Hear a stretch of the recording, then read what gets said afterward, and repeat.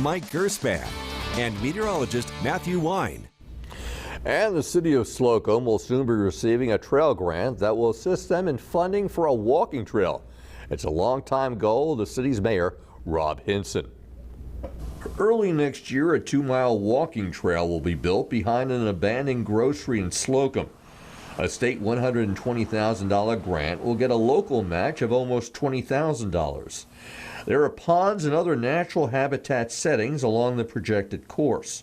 Mayor Rob Hinson says it will be similar to Dothan's Forever Wild Trail. Like a 2-mile loop nature trail, which is it's unique to the county. I don't believe there's another one in our area in Geneva County like this. So it just brings something that, it offers another form of outdoor entertainment and recreation to our folks.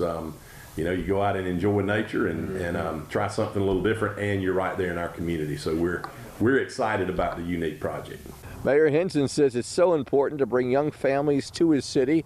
You have to have those recreational opportunities. This is extra. This was something we did look for alternative ways of funding, and we were fortunate enough this year to be given that funding. So it's an exciting time, another exciting time. Mayor Hinson says it's important to bring infrastructure to a